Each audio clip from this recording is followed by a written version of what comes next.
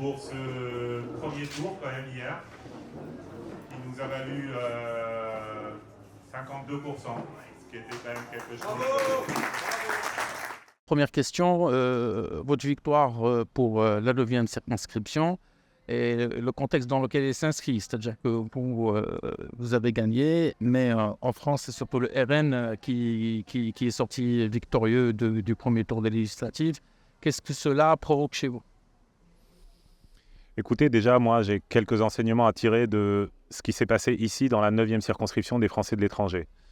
Premièrement, on a eu une participation qui a été très fortement en hausse. On est à 28% de participation, ça peut paraître peu, mais en fait, pour cette circonscription, c'est un record. Donc, je me réjouis, moi, de cette participation. Après, j'ai fait un score de 52%, qui, je pense, vient valider, pour les Français de l'étranger en tout cas, le programme porté par le nouveau Front populaire et qui est un programme qui s'intéresse d'abord à la reconstruction de nos services publics. Parce qu'il faut savoir que quand même les Français établis à l'étranger ont longtemps souffert ces 20 dernières années d'un démantèlement du service public. Ça, j'en suis convaincu, j'ai été moi-même consul général. Et je l'ai vu du coup, je l'ai perçu. Donc, il y a ces deux choses-là. Ensuite, que nous dit cette élection sur notre circonscription ? C'est que le camp macroniste ne semble plus être une alternative crédible, en tout cas, pour porter une alternative républicaine au Rassemblement national. Là, on a vu, on a une page qui se tourne. On voit une candidate qui ici, par exemple, est à 19%, mais pas seulement. On a vu aussi beaucoup de candidats du nouveau Front populaire passer au second tour là, dans les différentes circonscriptions des Français de l'étranger. Donc tout cela dit quelque chose sur les Français de l'étranger, sur ce qu'ils attendent, notamment en matière de reconstruction de services publics ici. Ensuite, vous posez la question de ce qui se passe en France. Oui, on a une réalité. Moi, j'ai la boule au ventre depuis 3 semaines. Et oui, il y a quelque chose qui s'est passé hier, mais je continue d'être confiant. Aujourd'hui, C'était quand même prévisible, n'est-ce pas ? C'est pas simplement prévisible, c'est qu'on a un président qui, à mon sens, de façon irresponsable, a ouvert grand la porte au Rassemblement national, juste après une défaite du camp présidentiel aux européennes et une victoire du Rassemblement national aux européennes, a décidé de dissoudre l'Assemblée. Donc a mis le Rassemblement national dans les meilleures conditions possibles pour aller à des législatives. Je rappelle que le Rassemblement national lui-même avait demandé cette dissolution immédiatement après les résultats des européennes. Donc voilà, on a cette réalité. Mais on a aussi une autre réalité, c'est que la gauche a su se retrouver, la gauche a su proposer un programme ambitieux pour changer de cap, pour essayer de proposer une alternative crédible, une alternative qui permette aux Français de vivre mieux. Moi, je pense aux 11 millions de Français qui aujourd'hui sont pauvres et on doit répondre à leurs besoins. C'est pour ça que cette préoccupation du nouveau Front populaire a été d'abord vers une hausse des salaires, vers un retrait de réformes brutales qui ont été faites, comme la réforme des retraites. Ça, c'est des préoccupations immédiates des Français aujourd'hui et à laquelle répond le nouveau Front populaire, donc avec toute cette gauche qui a su se retrouver et redonner de l'espoir. Moi, ce que je vois aujourd'hui aussi, c'est que le nouveau Front populaire, lui, il est qualifié au deuxième tour dans 444 circonscriptions en France. Donc, l'espoir est encore là. Et il s'agira de continuer d'être unis autour de cette idée de république qui aujourd'hui nous rassemble tous. Et je fais partie de ceux qui pensent que les personnes en France sauront encore se rassembler à l'occasion de ce deuxième tour pour faire barrage au Rassemblement national. En attendant, et vu d'ici, on a quand même pas mal été surpris de découvrir qu'il y a pas mal de Français de l'étranger, dont des binationaux, qui ont voté RN, au Maroc en l'occurrence. Oui, c'est une question qu'on doit regarder, qui nous préoccupe. Les votes sont bien en dessous de ce qui se passe en France. Il faut relativiser le niveau, mais en même temps, il faut voir qu'il y a une vraie progression. Il y a une vraie progression du vote RN dans cette circonscription, qui est passé de 5% à 10%, en gros, sur les dernières années. Et quelles sont les raisons? Moi, je ne saurais l'expliquer, mais en tout cas, je ne suis pas de ceux qui vont aller dire « ces électeurs n'ont rien compris, ces électeurs sont des fascistes ». Non, il va falloir, je pense que ces électeurs ont des préoccupations auxquelles il va falloir répondre. Moi, je me déplace dans cette circonscription. Je vois aussi, dans certains endroits dans cette circonscription, de l'électorat RN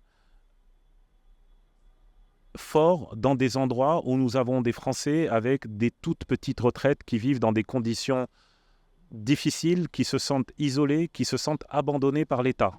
Je vois aussi des Français qui ont quitté la France parce qu'ils ne pouvaient plus y vivre dignement. Je vois aussi des Français qui regardent dont l'image que vient donner de la France un certain nombre de médias qui sont pour partie d'extrême droite. Donc vous voyez, à mon sens, c'est au croisement de plusieurs choses, mais en tout cas, oui, c'est quelque chose qu'on doit s'efforcer de comprendre et auquel on doit s'efforcer de répondre aujourd'hui. Vous êtes aussi un grand acteur, je dirais un militant de l'amitié franco-marocaine ou maroco-française. Quel est votre diagnostic des relations actuelles entre le Maroc et la France, sachant qu'il y a des hauts et des bas? Écoutez, la relation, oui, je m'y intéresse, je m'y suis investi parce que moi, là, j'étais président jusque-là du groupe d'amitié France-Maroc à l'Assemblée nationale. Et d'ailleurs, je remercie l'ensemble des collègues qui m'ont fait confiance parce que c'est un groupe transpartisan où nous avons pu porter un certain nombre de choses pendant ces 2 dernières années. Déjà, c'est l'un des groupes qui s'est le plus réuni à l'Assemblée nationale. Nous avons eu aussi une mission, il n'y a pas très longtemps, ici, en transpartisan.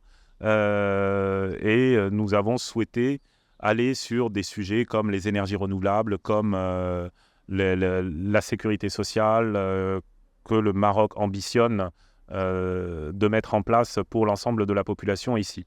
Et je pense d'ailleurs là-dessus qu'on a beaucoup de choses à apprendre du Maroc à un moment où nous-mêmes, nous sommes en train de démanteler toute notre protection sociale et notre couverture sociale. Mais au-delà de ça, vous parlez, oui, de l'ambition qu'on a eue. Moi, j'ai connu cette relation dans les années 2008, quand j'étais diplomate ici à Rabat. Et je me souviens de cette grande ambition que nous portions en commun. Et aujourd'hui, c'est ça qui s'est perdu, en tout cas, côté français. C'est l'impression que j'ai eue, en tout cas, là, je vous dis, c'est vraiment de l'impression. Et j'aimerais bien qu'on puisse retrouver cette ambition de refaire des très grandes choses ensemble. Mais pour cela, je pense qu'un préalable, c'est qu'on puisse tous, en France d'ailleurs, notamment, puisse voir le Maroc ce qu'il est aujourd'hui. C'est-à-dire, aujourd'hui, c'est un acteur global. Aujourd'hui, c'est un acteur qui a une ambition sur la façade atlantique. Aujourd'hui, c'est un acteur continental s'agissant des énergies renouvelables. Aujourd'hui, c'est un acteur qui intervient dans les affaires du monde. C'est ça le Maroc d'aujourd'hui. Et je pense que cet acteur global doit être pris à sa juste mesure et que la France ou tout autre pays d'ailleurs doit se positionner avec le Maroc en ayant ça en tête. Ce changement de paradigme, il passe par quoi justement? Qu'est-ce qu'il faut faire pour amorcer justement ce changement des perspectives de regard à l'égard? Quiconque vient au Maroc déjà s'en rend compte. Moi, c'est ce que j'ai essayé de porter au sein du groupe d'amitié, c'est-à-dire amener des députés à venir ici. Quiconque rencontre les décideurs marocains, rencontre la société civile marocaine, rencontre les entrepreneurs marocains, se rend compte immédiatement de cette dimension et ce changement phénoménal qu'il y a eu au Maroc sur les 15-20 dernières années. Vraiment, il suffit d'être ici, il suffit de le vivre. Et c'est pour ça, quand je vous disais, nous, on avait essayé de lancer cette étude, notamment sur la question des énergies renouvelables et comment nous pouvions avoir des expériences partagées entre la France et le Maroc. La France qui porte une grande ambition, le Maroc qui a aussi une très grande ambition en la matière. Donc voilà, et c'est ça qui peut nous amener un moment à changer de lunettes. C'est simplement se réintéresser réellement aux acteurs, se réintéresser réellement au pays et à ce qu'il est. Et voilà, ne pas s'arrêter d'ailleurs à certaines questions qui me semblent très largement dépassable. Cela nous amène à la question du Sahara. Le constat est que la France tarde toujours à reconnaître pleinement la souveraineté du Maroc sur son sud. Et nous assistons tout dernièrement à une forme de surenchère en la matière, les macronistes et le RN tendant notamment à se raviser. Qu'en est-il de votre position à vous? Je ne sais pas si la Macronie ou le Rassemblement national ou quiconque a changé de point de vue. Moi, je sais quel a été mon point de vue tout au long des 15 dernières années. C'est un point de vue qui s'est construit ici au Maroc en comprenant notamment l'histoire de ce pays, mais qui s'est construit aussi en tant que diplomate. Notamment, moi, il y a un moment où j'étais en charge de questions de sécurité au Sahel. Et je vois bien, comment dire, l'exercice de la souveraineté du Maroc sur le Sahara, tout ce qu'elle apporte en termes de stabilité, notamment régionale. Donc, au-delà des convictions personnelles qui se sont construites, oui, moi, j'ai été amené à considérer tout au long de ces dernières années que cette question doit trouver une solution à l'ONU, mais qu'à l'ONU, il y a une seule solution aujourd'hui réaliste, c'est celle qui est proposée par les Marocains, c'est-à-dire une autonomie dans le cadre de la souveraineté marocaine. Cette position est-elle partagée par les Front populaire? Elle est partagée par un certain nombre de députés du nouveau Front populaire, et d'ailleurs, elle a été partagée, vous savez, ceux qui ont dit leur accord avec, cette vision que le Maroc, oui, est souverain et le Maroc doit exercer la souveraineté sur le Sahara. Vous savez, on a un certain nombre de députés qui sont déjà exprimés, qui viennent des Verts, qui viennent de LFI, qui viennent des socialistes ou moi-même. Et donc tout cela, ce sont des députés qui étaient NUPES, qui j'espère seront dans le nouveau Front populaire. Je vous rappelle que les élections sont en cours. Il se trouve qu'ils sont tous plutôt bien positionnés pour le second tour. Et d'ailleurs, j'en profite pour leur souhaiter vraiment du courage et de la chance pour ce second tour. Plus généralement, comment voyez-vous l'avenir de la France au vu des derniers événements qui viennent de se produire, et notamment dans ses relations avec le Maroc et les Marocains? Je pense notamment aux Marocains qui vivent en France. Écoutez, je vous le disais en début d'interview, moi j'ai la boule au ventre depuis 15 jours. Parce que je ne souhaite pas que cette France que j'ai connue, moi, c'est la République qui m'a faite. Vous savez, moi, je sors à la base plutôt d'une classe moyenne, franco-tunisien. J'ai pu accéder à l'école française grâce à des bourses. J'ai pu faire des études supérieures grâce à des bourses aussi. Grâce au concours de la République, j'ai eu aussi un travail. Je suis rentré dans la haute fonction publique. Donc c'est tout ça aussi, le modèle républicain, qui a su considérer le franco-tunisien que j'étais comme un citoyen à part entière et qui a su lui donner une chance pour devenir haut fonctionnaire, puis ensuite député. Donc c'est un modèle qui m'est cher et moi je ne souhaite pas que ce modèle soit remis en cause par un rassemblement national à qui l'autre fait toujours peur. En tout cas, il essaye de faire peur aux Français en utilisant l'autre dont il a on voit aujourd'hui se présenter des candidats racistes, xénophobes, islamophobes, antisémites. Enfin, c'est une réalité, c'est ça qui se passe aujourd'hui en France et ça ne correspond pas du tout à ce qu'est notre République, qui est plutôt belle, intégratrice et qui considère normalement tous ses citoyens comme des citoyens à part entière. Et c'est ça que je souhaite aujourd'hui défendre avec un certain nombre de mes collègues du nouveau Front populaire. Par rapport au Maroc? Vous savez, moi ce que j'ai vu, c'est des députés Rassemblement National qui en commission des affaires étrangères, par exemple, demandaient à ce que l'AFD, l'Agence française de développement, ne travaille plus avec le Maroc.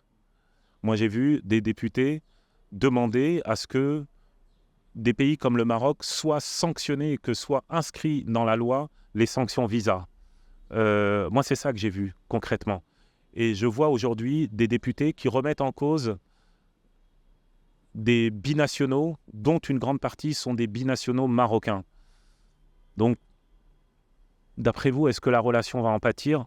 Moi, je pense que oui, parce qu'elle est là, la réalité du Rassemblement national à l'égard du Maroc et des Marocains.